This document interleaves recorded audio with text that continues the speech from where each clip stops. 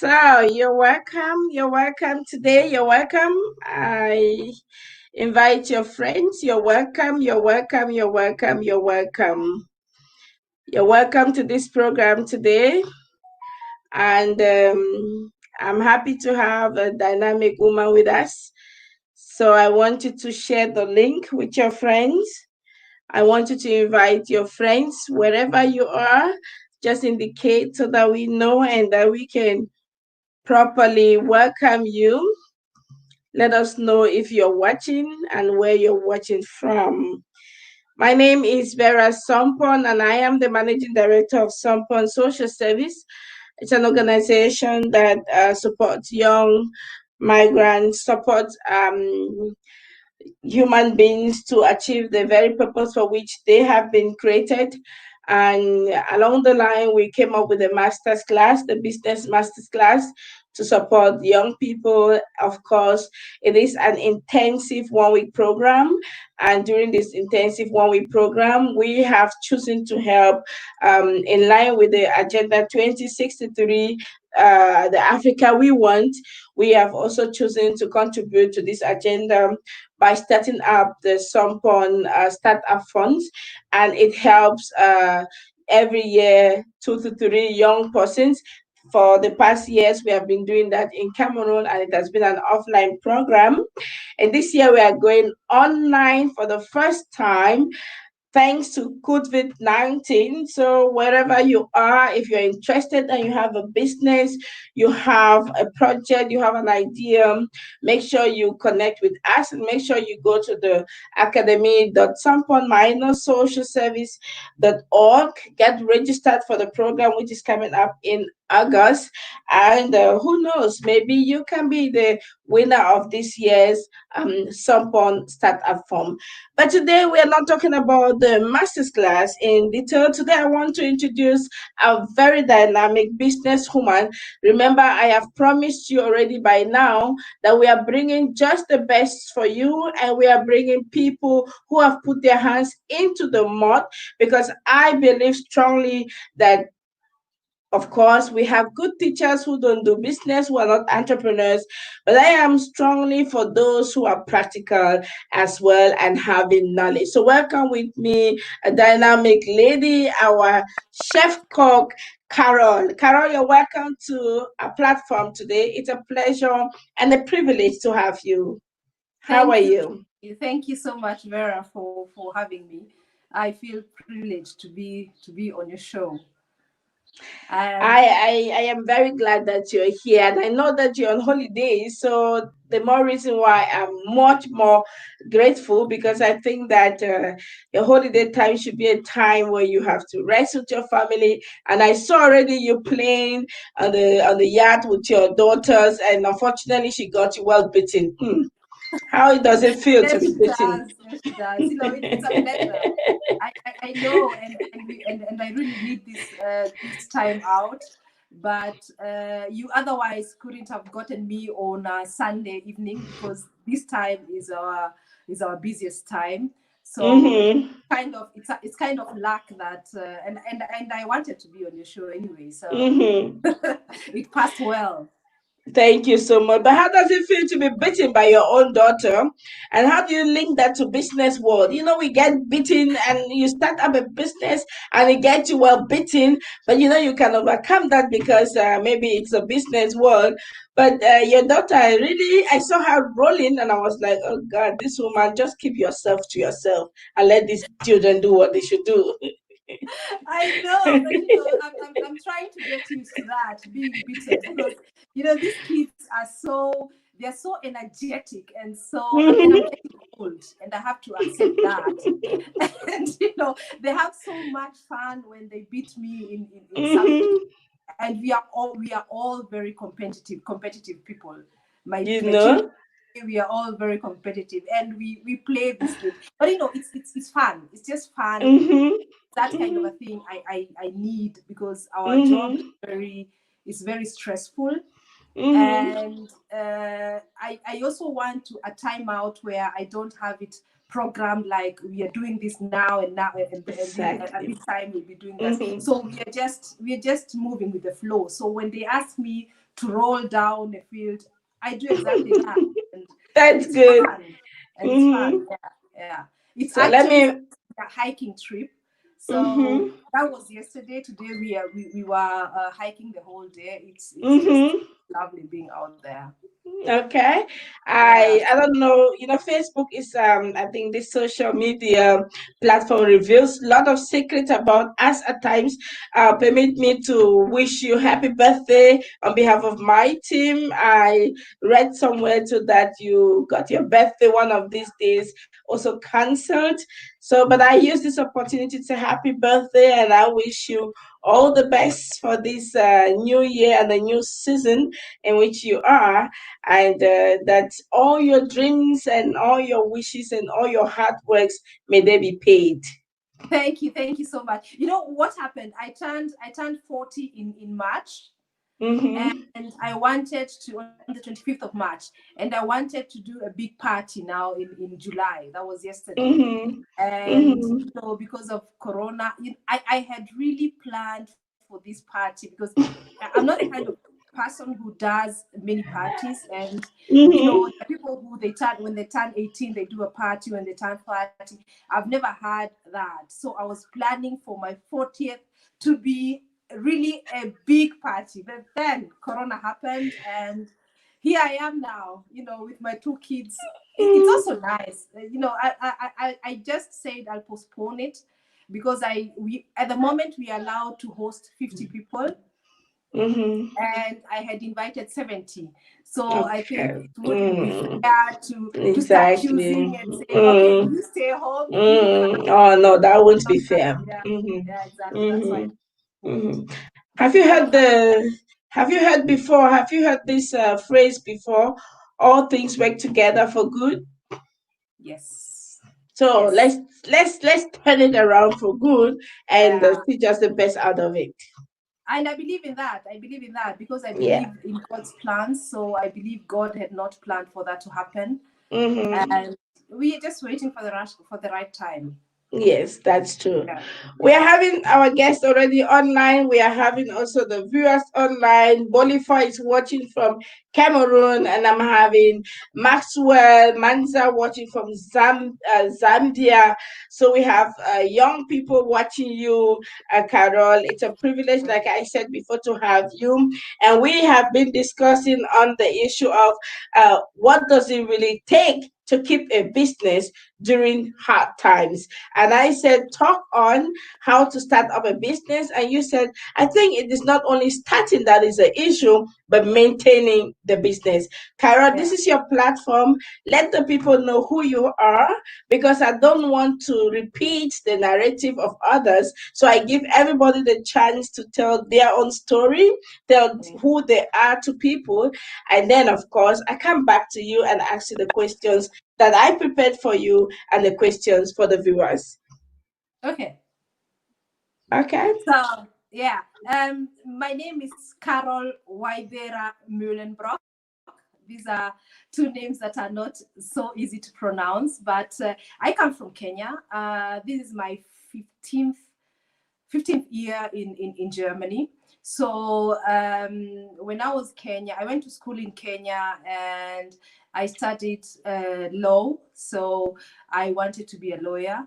I still don't believe I could have been a very passionate lawyer, but these are things you do because that is what is expected of you. So when it's asked in school, what do you want to be when you grow up, you say, I want to be a doctor, a lawyer, a pilot, such things. And that's why. And it costed a lot of money, but I won't say that went to waste, because it's been helping me. Nothing goes to waste. So whatever you learn, it never goes to waste. So when I came to Germany, I was intending to continue with my studies as a lawyer. But then, you come to Germany, you need the language. So I did the language very fast, because I wanted to start as fast as possible. I was 26. So, and then I was told that I was to study for another 7 years. And that was not something I was ready to do, because I was getting older. I wanted to start a family. And in the meantime, when I came in, I'm not the kind of person who stays home and does nothing. So my second week in Germany was like, I came with my boyfriend, who later became my husband. Was like, I cannot stay home anymore. So what do I do? Um, we started looking for jobs, newspapers, and mind you, I could not speak German. So it's like I had to take anything. So I started cleaning dishes in a restaurant here in Germany. And during that time, my love of food started as a young girl. So I used to cook at the age of 8, at the age of 9, and cooking really not hobby cooking, cooking for my siblings, cooking for a group of people. So I kind of was used to that, and I loved cooking. I loved experimenting with ingredients. So when I started cleaning dishes in this restaurant, I used to sneak in and look at what they were cooking. And after about 4 years of cleaning dishes and being a waitress, I decided to do my apprenticeship as a chef. So it was a hard time because I had a child. My daughter was just about 5 months. Yeah, she was 5 months when I started. And, juggling that, the kid, the work. And in Germany, it's a dual system. That means you're working and going to school at the same time. So you have 2 days of school and 3 or 4 days of working. So you're working the whole day. And then in between, I also got pregnant with our son. So I had to leave that for a while. And why I'm saying nothing goes to waste is that my studies in Kenya made me have 1 year removed from the apprenticeship. I was supposed to do 3 years, so I did it for 2 years. So you see, it helped me. So after finishing my apprenticeship, I continued working in a restaurant. And then in 2016, in February, I opened my own restaurant with my husband to get together. So that's where it's called House Mühlenbrock. And we are doing African dishes, a bit of German cuisine, but mostly African. So it sounds easy, the way I've explained the process, but it's not that easy, not in Germany, because like everybody knows, there's a lot of bureaucracy in Germany, and it requires a lot of patience and a lot of, you know, collecting information before you start a business. So it's like in the beginning, the first thing we did was to look for a consultant, tax consultant, who advised us about every step we were going to take. So you have to have the idea yourself. You have to know what you want to do.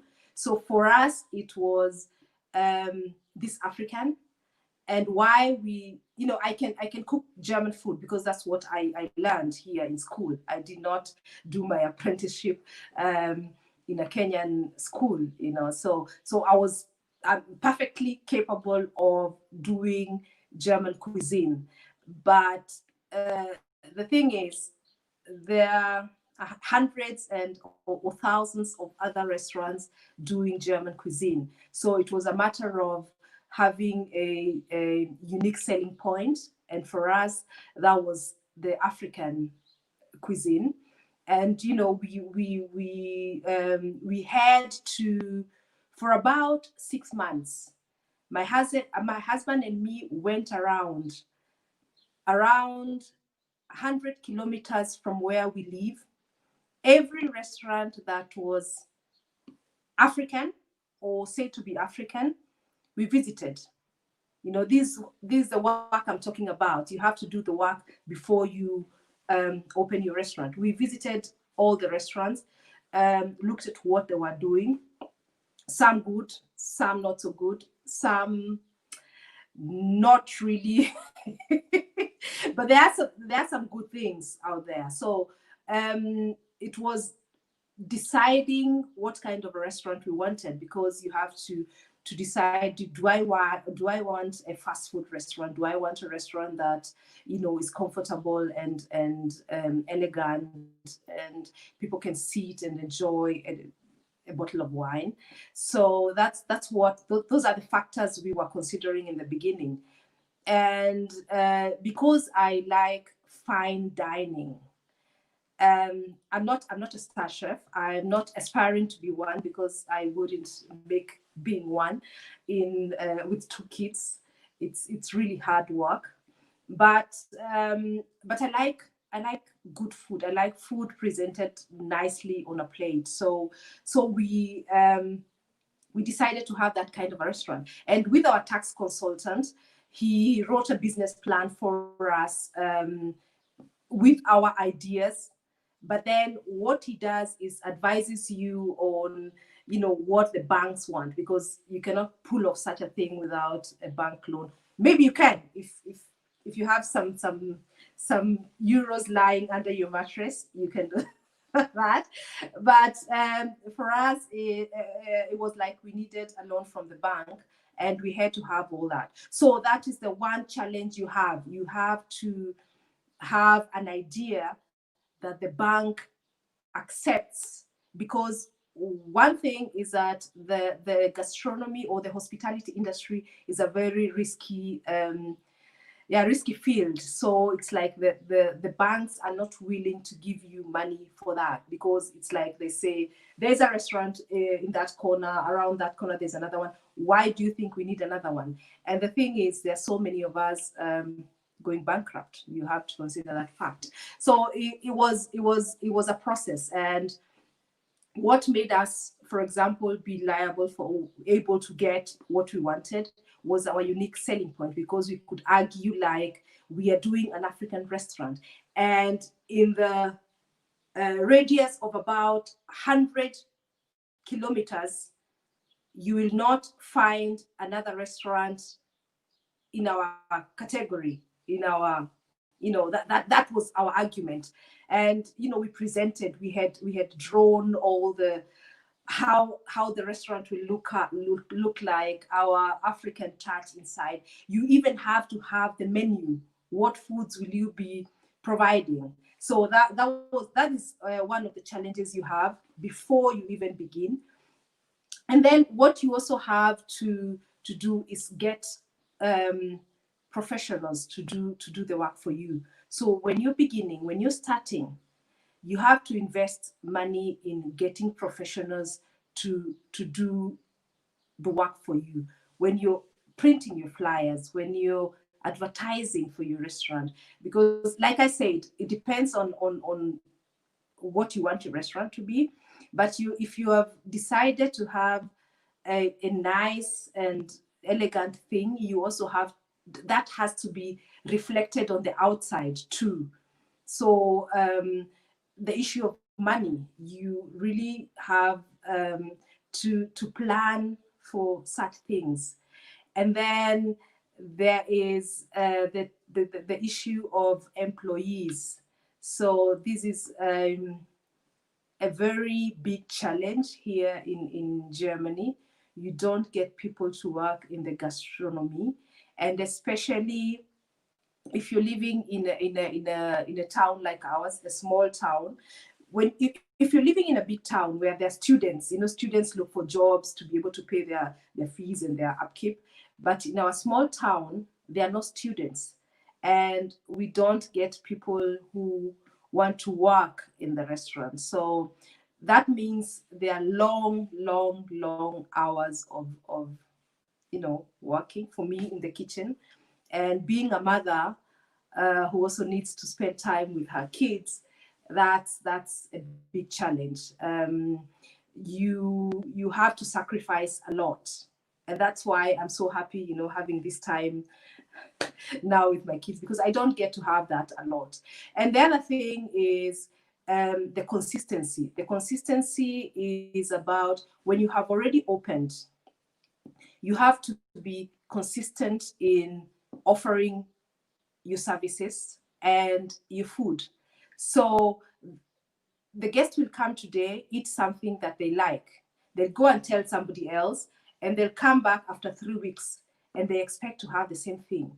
So you have to be really consistent in whatever you're offering. And that's why I say decide what you want before. If you decide that you're doing a fast food, do the best fast food restaurant you can do. You can choose to do simple things, but do them well and do that consequently. And that is one of the most important things in restaurants, because normally you go back to a restaurant because what you ate there was delicious, and you'd want to have the same thing. So if you go back and get something different, you're disappointed.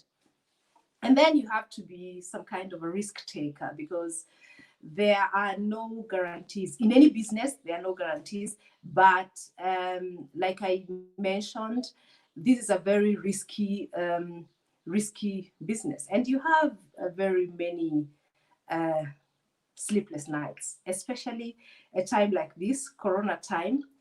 You're closed. We closed for 7 weeks. So that means there was no income. We were trying to do deliveries and takeaways, but it's not the same. Your costs are running, and there are no guests coming. And the fact that there are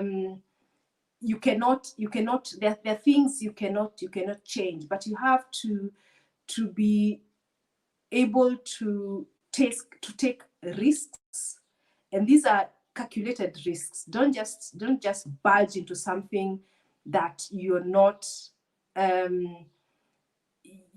good in. The other point is, if you want to go into the hotel or gastronomy or restaurant business, be a bit knowledgeable in whatever happens there. Please do something in that direction. Like me, I had done my chef apprenticeship. My husband has done also an apprenticeship in hotels and restaurants.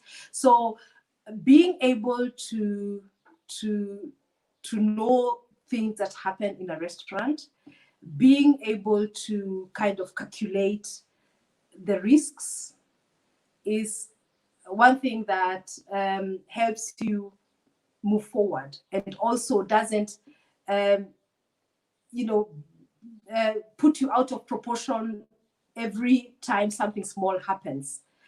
And there's also the thing that, there are people who open restaurants. I'm a secretary somewhere, or I am a banker somewhere, but now I want to start a restaurant. So when you do that, you are 100% relying on other people to be in the kitchen, for example, and also to be in service, because you have no knowledge of that. And when you are relying 100% on other people without yourself having the knowledge, that's something there are other fields that you can do that, but being in the gastronomy, especially here in Germany, you have a problem, because like I said, we have a problem with getting people to work for us. So that's something to consider too. And then, like I said, the long working hours. These are times. This is something you should be prepared mentally to deal with. And the other most important thing is taking time out for yourself. That's something that has kept me sane for the last 4 years. So this is our 5th year, and what I do is we cannot afford to go away for a long time. So I always try to take 2, 3, 4 days where I just go away from the business, and just calm down. It requires a lot of it takes a lot of your time, and a lot of you don't really go home and you're home. When you're self-employed, there are things running in your mind the whole time, and it's easy to to go into a hole somewhere where you don't want, because I've had that. The first year and the second year were really not easy, so I know what I'm talking about. So these are I think these are the most important things which you need for and especially this being psychologically prepared for what is coming. And you will be prepared before you start the business. And when you start, you feel like I was not prepared. There are so many things that are thrown at you that you were not expecting. So you have to be a strong person. You have to have your both feet on the ground in order to be able to withstand all these blows that comes along the way. Thank you so much, Carol, Chef Carol. Thank you so much. Let me paraphrase what I got from your conversation, from your presentation. Yeah. You said you have to know what you want to do. You also need a unique selling point. You have to visit your competitors. I found this so interesting. Without telling your competitors, you're visiting them because you want to do the same kind of business. So you go around, check them, check their works, and analyze what is good, what is not good, so that you can properly do your own kind of fix them and have a niche.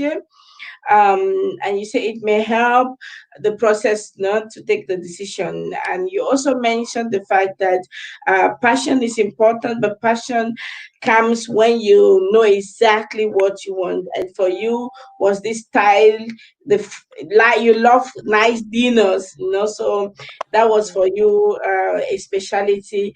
And you also mentioned the fact that we need to get professionals involved, especially at the beginning. We need to invest. We must invest, for example, in doing the flyers, and you have also the challenge of having good employees. Yes, Did I exactly. summarize your work? Exactly. Yeah. That's what you said. Yeah. And in the course, we have also some people who commented. I'm going to come, but before I get their questions or their commentary, I want to applaud you because not everyone got the courage to do what you do. And I think that it takes only courageous people to say, I want to be self employed, and then get out of the space of being self employed to become a business person. And then I'm hoping, like some of us are getting into the entrepreneurship to begin to invest in the lives of other people. So I think that it is a courageous step, and I think we need more business people because naturally we are all created to be managers. We're never created to by all means have to do be an employee by all means, but we're all created to manage staff. So by manage staffs with different people on board. So I applaud you for that much Thank courage that you took, and thank you very much for sharing your experiences with us. And that takes me to the statement of Elvis from Cameroon. He's saying that you are a brave woman. I hope I find that statement. You're a very brave woman. Oh no, that's from Maxwell, not from Elvis. That's from Maxwell. You can also read that. Humble beginnings from a lawyer to be a chef. So inspiring. At times, we need to put away our professions and do that which we are passionate for. Great woman, keep soaring high like an eagle. Do you want to say thank you, what to Maxwell. Maxwell? Thank you. Thank you. That's true. Sometimes it's what we start or what we think which line we think we are going to follow is not exactly what we really want. And I like I said in the beginning, I think I could have been a good lawyer because I'm that hardworking person. I try to be good in whatever I'm doing. So it doesn't matter what I'm doing. Even the time I was cleaning dishes, I was cleaning the dishes so well that my chef took me to the next level. So I try to be good in whatever I do. And but I think I'm a passionate chef. I love cooking. I love cooking. And that's what Elvis saw in you and is seen in you. Elvis says, when I listen to you, I have the impression that if you have to choose again, you will not choose gastronomy. Is that the question? What do No, you think? I would do that again and again and again. And if you ask me in 10 years, I'm talking about the challenges, but it's still doable. We are still here. I'm not here because I've been forced to be here. I'm here because I chose to be here. That's So it. it's something I love doing. It has its challenges, Yeah. and I think I'm a person who works very well under pressure, and I love being a chef, and it's something I would do all over again. And I think that I insisted that we talk on the challenges today also because I have the impression we talk a lot about how fine this being a business person is fine and being an entrepreneur is sweet, but we hardly make the people understand the challenges behind it. And I think it is good when we are conscious of our challenges and then we Yeah, can better prepare our minds for the business we want to go on the undertake, right?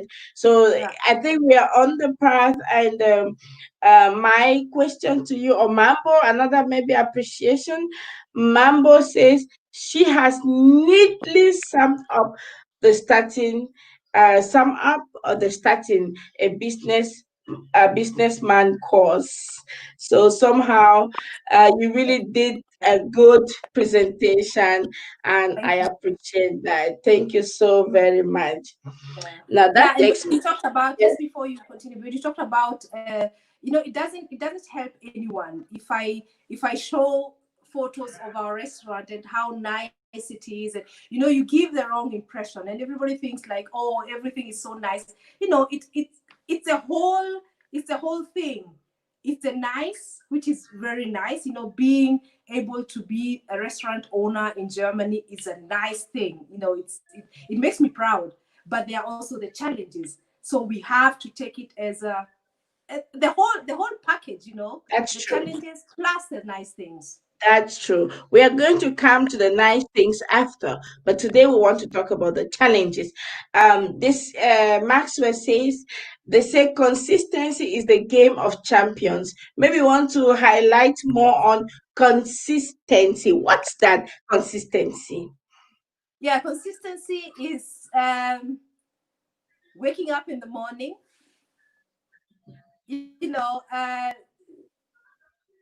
taking my children to school, coming back, going into the kitchen, and starting to work. So working continuously until the children come home, cooking for them, being with them, going back to the kitchen, continuing to work until 11 o'clock. So then going to the office, doing the office work until I'm finished. Doing Mm, that the following day, and the day after that, and the day after that. mhm. So Okay. it's going into the kitchen, preparing the things I made yesterday the same way I made them today, because every guest is important. So the Wow. guest who was there yesterday, I want the one who comes tomorrow to have the same thing, the same nice thing. Mhm. So it's you cannot afford to not work hard towards, you know, offering the quality. You Mhm. have to be consistent in your quality. You have to be a hard working person. You cannot do this seasonally, like today the food is nice, tomorrow Mhm. I slept a bit, But excuse I me, what are you saying, yeah. Carol? You are trying to contradict the people who say an entrepreneur, they have time for themselves, they do what they want to do when they want to do, and all these nice stories I hear. I don't think if you're really, you know, there may be people have people working for them that they have, but I think you have to be knowledgeable. You have to know your business really well. You have to invest time. You Mm-hmm. have to invest time in your business Mm-hmm. for it to work, for That's it true. to prosper. You cannot afford to, you know, you're doing this today. I have to charge my phone before it goes off. So you cannot do like today I'm doing this and tomorrow maybe the day after that. It's investing a lot of time. It's Mm-hmm. being there 150%. And Okay. that is consistency. That's consistency. Being there doing the same thing over and over and over every day. And that takes me Yeah. to the next question. How I did try you to, know that this business was the right business for you? you know, I like I told you when I started cleaning dishes in a restaurant, it felt right for me. It Mm-hmm. felt like the thing I want to do and continue doing. So after a year where I was still, you know, learning my German very fast in order to go to the university to continue with my law studies, after Mm-hmm. a year, I decided like I don't think I want to do that. I want to continue with what I'm doing here. Mm-hmm. And after I made that decision, you know, it felt like I said, it felt right. I was happy when I was in that restaurant. I was enjoying every moment of it. Mm-hmm. And that feeling right, and that is what I this is something I follow a lot in my life. I Mm-hmm. let something feel right for me. Okay. And when we come to our to my other thing that I've just started, I'll tell you Mm-hmm. about that. I wait for it to feel like right, and when it did, I knew I was gonna remain there. Okay. But I was not gonna remain there and clean dishes. Mm-hmm. No.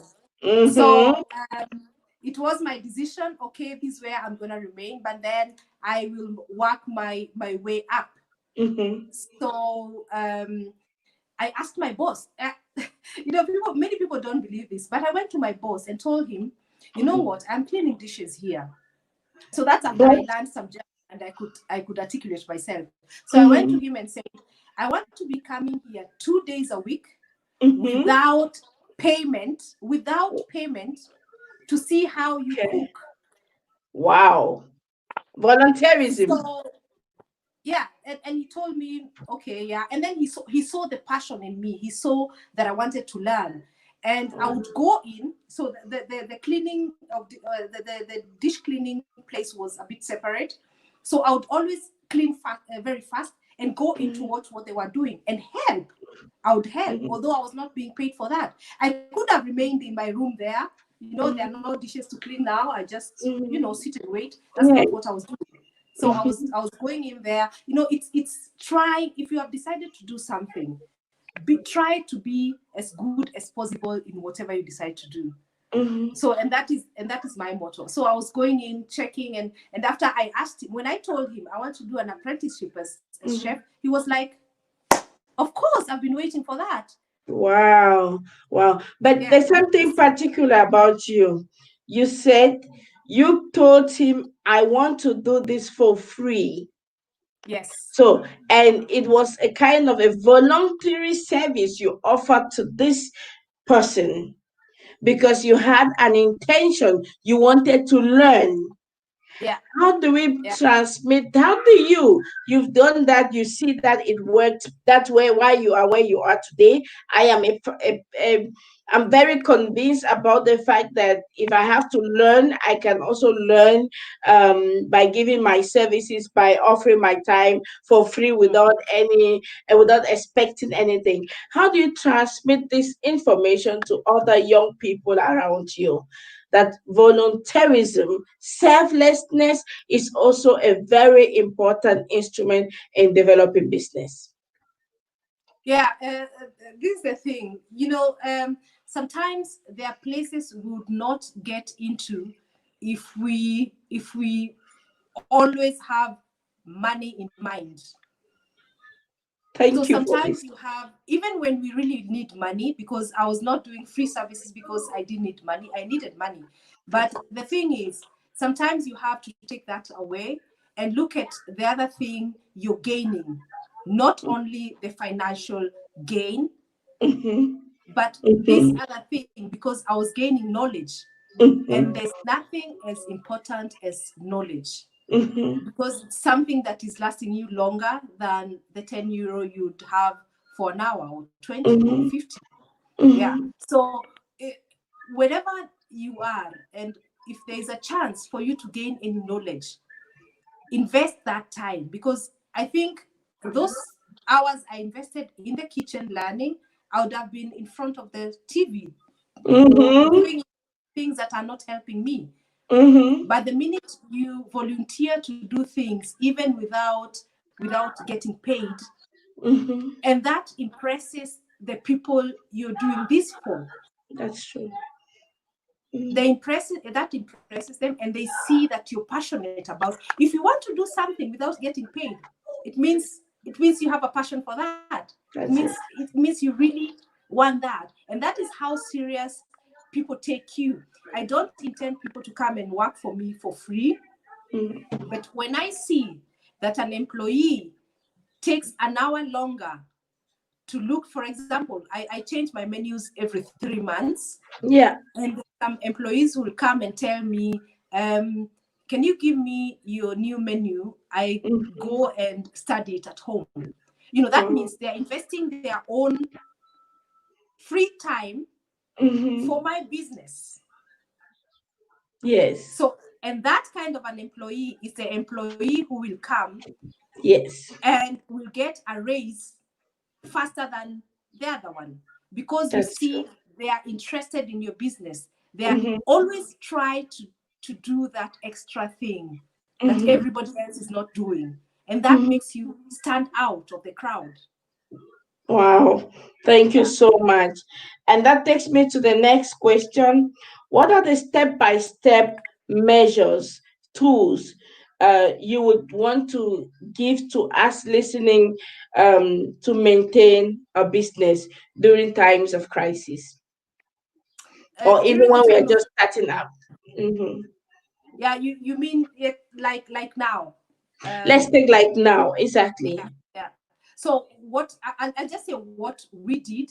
So after, for example, after it was clear that we were going to close, Mhm. we met as a team, and that is one of the most important things, having a team that you can call and you brainstorm. So Mhm. here we are now, this is a fact, we are closing, and then what now, what do we do from? Mhm. So we talked about, this is what we have. You have to know your numbers. You have to know, what am I earning? Um, uh, how much do I spend every month? Yeah. When I now not get that, what have Mhm. I saved? Which is the other very important thing, to have Mhm. something on the side. So how long can I live on that during this Mhm. time that we are not having any income? So, and Mhm. then we decided, like, okay, what we'll do now is do some deliveries and some takeaways. So we Yeah. have to send our employees home. We have to call our employees. We have to talk to them. So Yeah. I think the first thing is having um, a meeting, or even if you're working alone, just take a piece of paper and pen Mhm. and write down all these things. Yeah. And that means knowing your business. Mhm.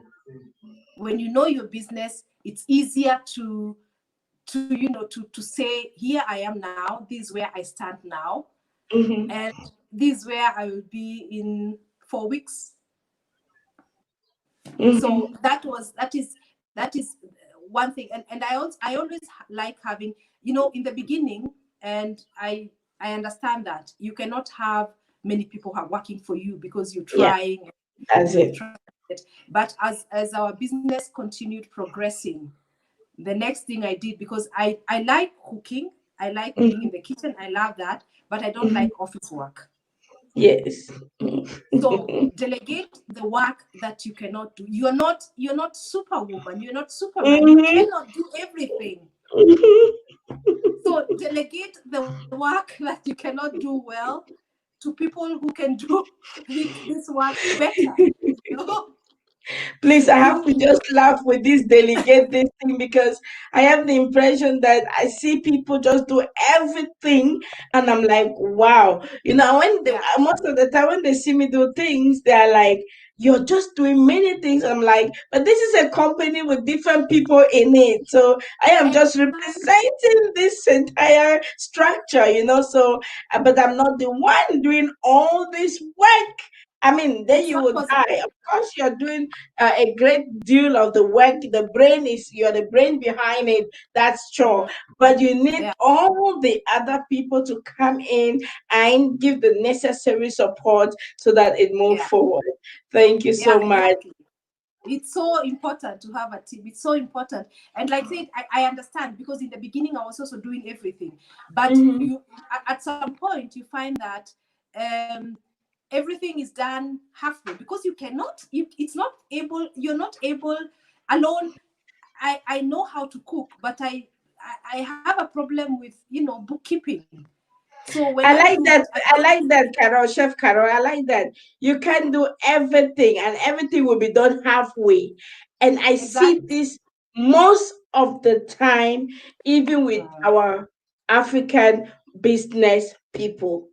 yeah, And yeah. please, can you advise us what is that thing that we should do consistently so that we can become the best in that one thing and then maybe can grow up another thing? Is there a way you can advise us?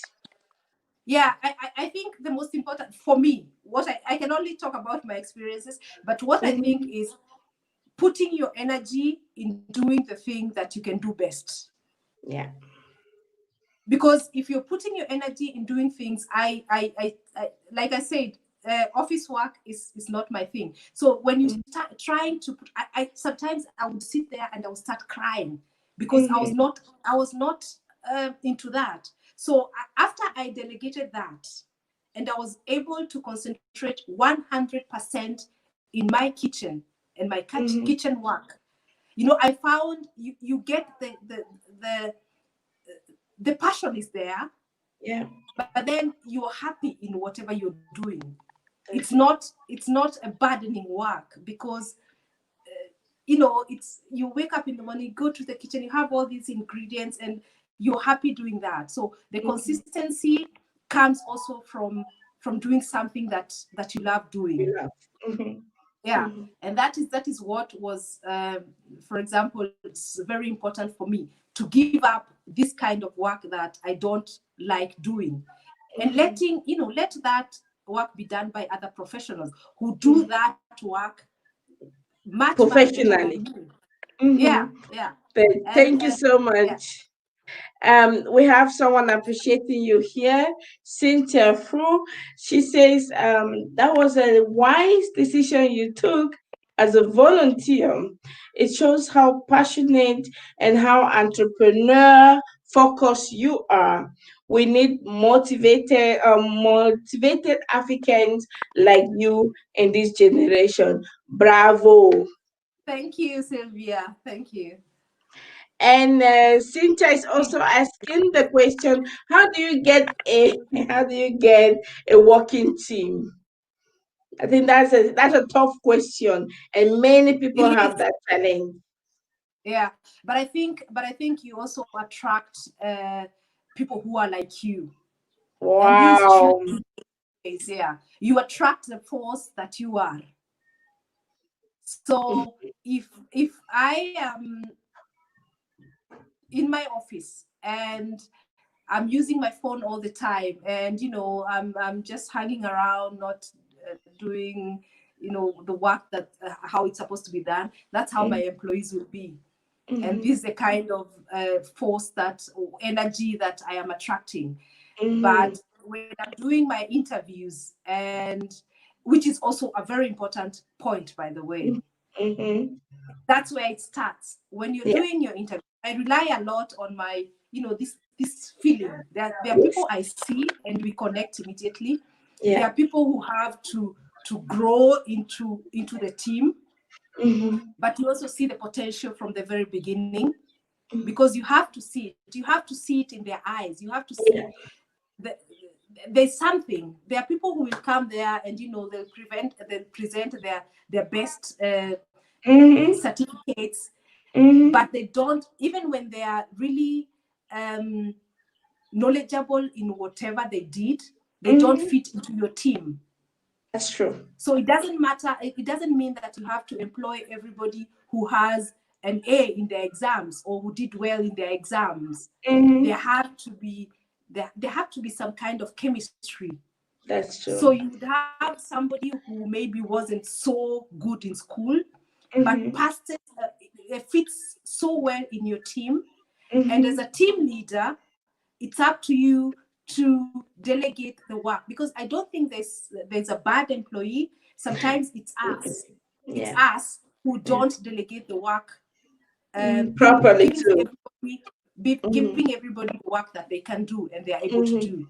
And Mm-hmm. that way, they are good in their field, they're good in what they do. I cannot take my office guy now and put him in the kitchen, because he won't Mm-hmm. work satisfactorily. That's And true. That's true. the person who cleans the salads can also not fry a piece of meat to my or to our guests' satisfaction. So you Mm-hmm. have to place your employees in the fields that they are good in, and that makes them Mm-hmm. also blossom in their work, because they can improve in whatever they are doing.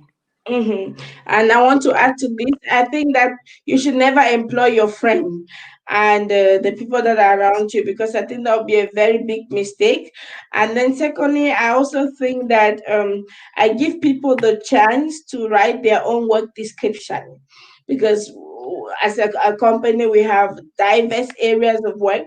I may be choosing you for one particular area. Then I ask you, give me your description, what you can do best. So now I Mm. hold you responsible with your own description, what you said Exactly. you can do best.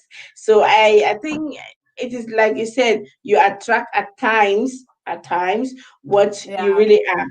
I want to Yeah. also show another comment from Ma. Ma says, well said, Chef Carol. I think that from now on, everybody is going to be calling you Chef Carol. That's okay. That's okay. Because like I said, I'm also doing some shows now, and Mhm, the point I wanted to put across is, when you start and you have your own base, you have your own mhm. foundation of the thing you love doing, and That's then it. if you want to expand on that. So that's it. So that's what I'm doing. I'm doing my shows now, but the baseline is the cooking. So this is something Perfect. I always wanted to do. I wanted to be a talk show host. I wanted Yeah. to, I love talking to people. I like, having people around me. Mhm, And I didn't get a chance to do that. I even didn't know how I was gonna do that, but I mhm. knew somehow, I was gonna do that at some point in my life. So Somehow I we have a took lot of similarities. I studied law in Cameroon, and I always wanted to be a journalist. And somehow I didn't do journalism here in Germany, and now here we are having interviews. exactly. So I combine that, and my kitchen is now my studio where I do my Yeah, talk show. beautiful, beautiful, Yeah, beautiful. exactly. The Yeah. time always goes so fast when we have very Oh interesting my people. God. It's almost an hour now, and I would like you to have a word. What will you tell upcoming business people? We have young people here watching. We have Maxwell watching from Zambia. He's a young guy, wants to open his own business. We have Chefo watching from Cameroon, would like to open his own business. We have diverse people. What would you tell, like sort of your coaching? Now, I want you to coach our people who want to do business. What would you tell them Yeah. to begin with? Yeah. What's your last Um, word for them? yeah. Maybe first of all, I'm not an expert in this, but I'll talk from my experience. Collect as much information as you can for the field that you want to get into. That is very, very important. Go to the people who are doing the same business. Read as much as possible about the work you want to do. I think this is the first and most important thing you have to do before you start your own business. Have as much information as possible about it. Be clear about the risks you're taking. Don't just jump into cold water without having considered. It's not always that 100% sure that your business works. So be aware of the risk you're getting into. So if you have 100,000, maybe invest 70, put 30 on the side for any eventuality, and then be consistent. Know your customers, know the business you're getting into. That was also something maybe I didn't talk much about. Choose and be sure, or know who am I intending to have as my customer, and then plan and shape your business to fit that. Okay, beautiful. Yeah, to fit that customer you have in mind. So if I am intending to have women from age 40 to 50 or 60, and it's very important to have your clientele in mind. I will not go making very short mini skirts, because these are meant for 18-year-old. Yeah, exactly. So have your clientele in mind, and cater for that group. And Thank like I you said, so much. consistency. Thank you so very much. And we have one last question, but I think you are going to answer that question offline because our time is almost going to an end. I Yeah. had a private question for you for my young people. We are going to be training them in August, from the 17th to the 22nd of August, and they are in the African continent, all over the world. And I'm always looking for good coaches for them. And I tell them the coaches I bring on board are the people that have soaked their hands in mud. My question to you: would you like to coach two of our young people? I'll be glad to. And this is something I'm also very passionate about, because, like I said in the beginning, the work of a chef, for example, when you tell somebody I want to be a chef, they think you're not ambitious enough. But you can be good. It doesn't matter what you're doing. It doesn't matter what you can be good in whatever you're doing. That's true. And my passion at the moment is, coaching young people, getting into this Beautiful. profession, being, if possible, somebody they look up to, because they see that you can be somebody, even Yes. cooking. Thank you so very much. And the last word from Cynthia: I gather that passion and experiences is the number one priority, followed by chemistry. Great answer. Thank you.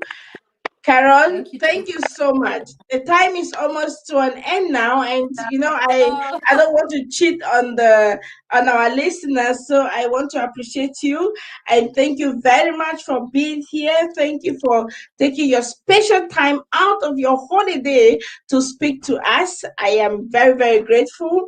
And it was a ladies and pleasure. gentlemen, yes, you want to say something, Carol? Yeah, it was a pleasure, and thank you for having me. Thank you, Carol. Ladies and gentlemen, we've come to an end of our program again. It was an hour and it went too fast. Thank you for watching. Thank you for being here. Thank you for being our family. Share the link with your friends, with your family. Remember, for those who want to register for the upcoming business masters class, register. Go to our website, register. These are the people you're going to be having as well, people who have put their hands into the mud so that they can give you the right experiences also with the teachings. Thank you. We are meeting same time next week, and it was nice being here with you. Bye bye. Thank you. Have a nice is it weekend? I'm